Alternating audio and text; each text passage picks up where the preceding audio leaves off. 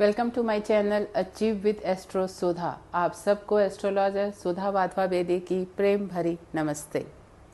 आज के एपिसोड के अंदर हम ये जानेंगे कि सैटर्न यानी कि शनि का क्या स्वभाव है, वो कैसा दिखता है, वो किस किस चीज़ को सिग्निफाई करता है, कौन से उसके फ्रेंड्स हैं, एनिमीज़ हैं और किन के साथ उसका न्यूट्रल का रिश्ता रहता है, कहाँ पर वो एक्सॉल्टेशन अपनी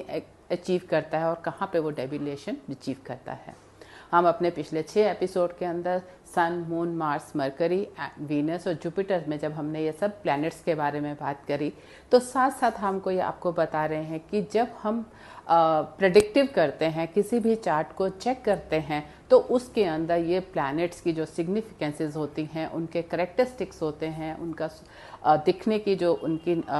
जो आकृति है, जो उनका नेचर है और जो फ्रेंडली प्लैनेट्स हैं, फ्रेंडली हाउसेस बन जाते हैं उनके, वो कैसे कैसे हमारी हर प्रेडिक्शन के अंदर काम करते हैं। हम अपने हर एपिसोड के अंदर कुछ ना कुछ एग्जाम्पल्स लेते हैं और उसके बारे में इस चीज़ को क्लियर करने की कोशिश करते हैं कि कैसे हम किसी भी प्लैनेट की जो उसकी जो फिज़िक है या उसका जिस तरह की वो बॉडी स्ट्रक्चर है, नेचर है, वो कैसे हम उस चीज़ को यूज़ करते हैं। अब हम इसी चीज़ को आगे बढ़ाते हैं सैटर्न के लिए, शनि प्लैनेट के लिए, ग्रह के लिए। तो हम ये देखते हैं कि जो शनि है उसके जो आँखें हैं वो बहुत गहरी आँखें हैं, शरीर लंबा है, पतला है और नसों से युक्त है। मतलब कि जो उसकी बॉडी के ऊपर जो मांस है, फैट है, वो बिल्कुल नहीं है, पतली एकदम लेयर से उसकी नसें, जो शरीर की नर्व्स हैं, वो नज़र आती हैं बॉडी के ऊपर। आलसी टाइप का है, रंग उसका काला है, पर जो उसकी जो कफ, वात और इसमें से हम लेते हैं तो वात की उसकी प्रवृत्ति है। यानी कि शनि का जब हम इसको हम कैसे यूज़ करते हैं कि अगर आपको दिखता है कि शनि आपको जो है इलनेस दे रहा है, शनि की दशा चल रही है, उसका लिंक है आपके 6 और लग्ना का आपस में, तो आप ये देखेंगे कि जो ऐसे नेटिव हैं उसमें वायु प्रधान बीमारियां होती हैं, उनको वात से रिलेटेड जितने भी इश्यूज हैं वो बहुत ज़्यादा फेस करने पड़ते हैं। तो दिस इज मतलब वन छोटे छोटे एग्जाम्पल्स मैं आपको बता रही हूँ कि कैसे आप इन चीज़ों को अपनी प्रेडिक्टिव एस्ट्रोलॉजी के अंदर यूज़ करेंगे।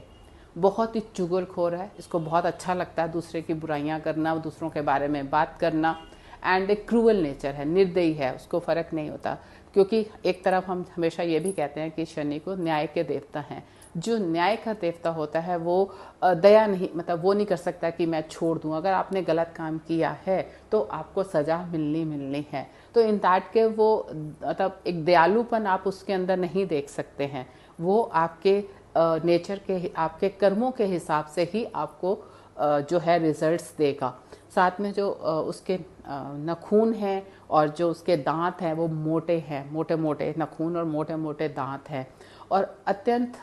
मलिन, मतलब जो एक बिल्कुल ही हम कहते हैं ना कि मतलब बूढ़े जर्जर हालत में हैं, जिनका कंडीशंस बहुत ख़राब है, नसें निकली हुई हैं। जब भी आप किसी को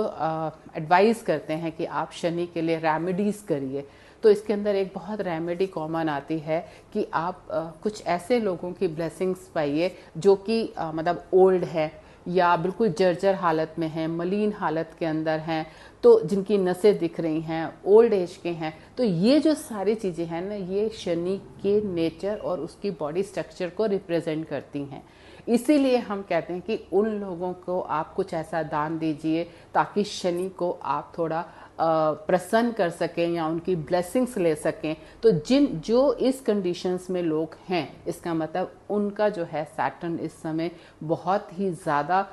खराब है या शनि बहुत क्रोधित है, जिसका उनके ऊपर ये जो इफ़ेक्ट आ रहा है। तो इस तरह के लोगों का जो वर्णन हम बार बार करते हैं, क्योंकि ये चीज़ शनि के नेचर और उसकी बॉडी स्ट्रक्चर के अंदर बहुत ज़्यादा देखने वाली आती है। और शनि के कपड़े कौन से हैं? वो काले रंग के हैं। प्रवृत्ति जैसे हम कहते हैं कि रजोगुणी है, सतोगुणी है या तमोगुणी है, तो शनि जो है वो तमोगुणी प्रवृत्ति का आता है, प्रकृति उसकी जो है वो तमोगुणी है। तो ये जो सब है ये उसके नेचर को और उसके बॉडी स्ट्रक्चर को डिफाइन करते हैं। अब हम शनि के आते हैं कि उसकी सिग्निफाई किसको करता है वो। तो अगर हम कहते हैं स्टबर्ननेस क्या है, नौकरी सर्विस जुट करने वाले क्या हैं, क्रेजीज हैं लोग, डिफेक्ट्स क्या हैं, इम्प्रिजनमेंट क्या है, ऑब्स्टिकल्स क्या हैं, बॉन्डेज क्या है, सर्वेंट्स हैं और विंडी है, विंडी डिसीज़ मैंने आपको पहले भी बताया कि जिनको वायु तरह की जो डिसीज़ होती हैं, ये भी जब सिग्निफिकेशंस लेते हैं डिसीज़ की, तो विंडी डिसीज़ जो है वो शनि को रिलेट करती हैं। इविल पर्पस है उसका, सॉरोज हैं, इंजरीज हैं, रिस्क हैं, मीन एक्ट है, जेल्स हैं, थीव्स हैं, माइनर्स हैं, ब्रिकलेयर्स हैं, ड्रंकननेस है और गैम्बलिंग है, ऑयल्स हैं, सीड्स हैं, पॉट्स हैं, वुलन फैब्रिक्स हैं, आयरन है, लेड है, इंफीरियर सीरियल्स हैं और एटमॉस्फेयर है और कंजर्वेटिव्स हैं। ये सब चीज़ें, क्योंकि जब आप कोई भी प्रोडक्टिव का काम करते हैं ना, तो हम किसी भी चीज़ के बारे में, अगर मैंने आपको कई बार बताती आ रही हूँ कि प्रोफेशन के बारे में अगर हम बात कर रहे हैं, तो जब प्रोफेशन को हम देख रहे हैं तो जो मेटल आपके प्लैनेट को रिप्रेजेंट करता है उससे रिलेटेड काम करने में आपको बेनिफिट होता है अगर उसका एसोसिएशन आपके लग्न और प्रोफेशन हाउस के साथ बन रहा है। इसी तरह से अगर आप कोई आपसे ये पूछता है कि जी मेरे आगे मतलब उसने कुछ ऐसा काम किया कि मेरे जेल जाने के योग तो नहीं है या कैसे है, तो आपका 12th हाउस इम्प्रिजनमेंट को बताता है। एक तरफ से शनि जो है सिग्निफिकेटर है आपके जेल का, इम्प्रिजनमेंट का। तो अगर आपको ऐसा लिंक नज़र आता है कि 12वें का भी लिंक है, शनि का भी है, दशा के अंदर भी है, गोचर के अंदर भी, तो आपको ये चीज़ नोटिस करनी है कि वहाँ पे जो 12th हाउस का एंड शनि का कितना ज़्यादा रोल बन रहा है to take up this matter, कि क्या आने वाले टाइम के अंदर उसकी इम्प्रिजनमेंट लिखी है, क्या वो चीज़ उसके साथ होने वाली है। इस तरह से जब हम सिग्निफिकेशन या बाकी चीज़ों को देखते हैं तो ये सब चीज़ें हमारे लिए काम बहुत ज़्यादा आती हैं। अब हम बात करते हैं कि शनि अपना फ्रेंड्स किसको मानता है, न्यूट्रल किसके साथ है और एनिमीज कौन है। तो शनि के जो फ्रेंड्स हैं वो वीनस और मरकरी हैं, यानी कि शुक्र और बुध जो हैं वो शनि के अच्छे दोस्त हैं। जुपिटर को वो न्यूट्रल फील करता है, सम रिलेशन है उसका, और सन, मून, मार्स, ये 3 प्लैनेट हैं, ये तीनों प्लैनेट जो हैं उसके एनिमीज आते हैं।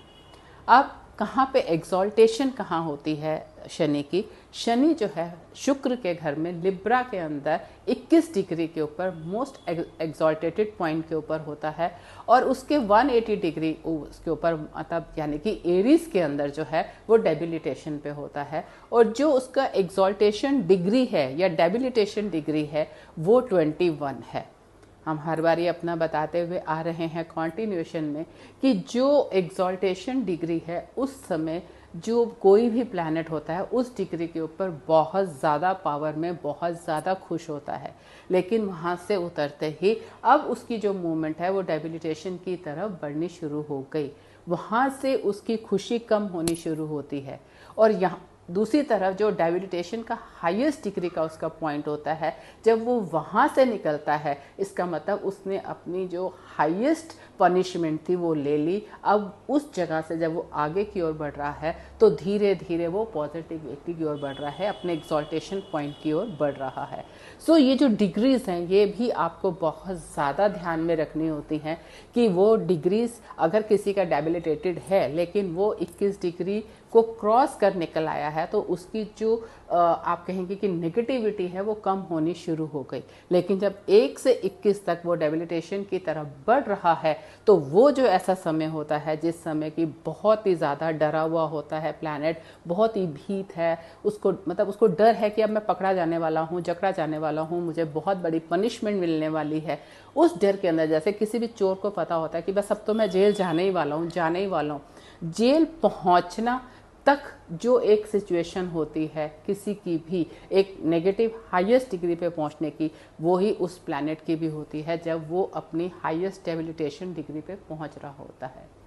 तो उसी तरह से एक्सॉल्टेशन के लिए वो बहुत ज़्यादा एक्साइटेड होता है कि मेरे साथ बहुत कुछ अच्छा होने वाला है, मतलब I am going to achieve the top most situation in my life. तो वो जो चीज़ें होती हैं किसी भी नेटिव की, सिमिलर सिचुएशन होती है किसी भी प्लैनेट की। So while checking the charts prediction के अंदर आपको नेचर, उनकी बॉडी स्ट्रक्चर्स, उनकी सिग्निफिकेंसेस, फ्रेंड्स, एनिमीज, हम अपने आने वाले एपिसोड्स के अंदर इस चीज़ को आप टेकअप करेंगे कि कोई भी लग्न अगर है तो वो क्या सिग्निफाई कर रहा है और उस पर्टिकुलर लग्न के कौन से जो है मैलेफिक प्लैनेट्स हैं और कौन से बेनिफिक प्लैनेट्स हैं,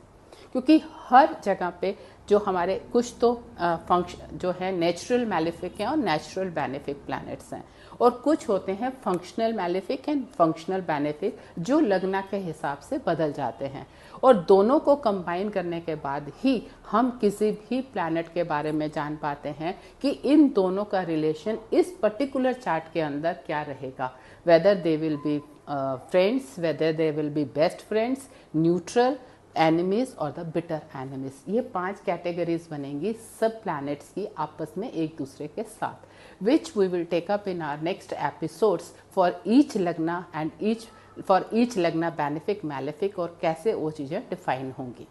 अगर आपको ये चैनल पसंद आया हो तो इसे सब्सक्राइब करें, लाइक करें और शेयर करें। आपका दिन शुभ हो। धन्यवाद।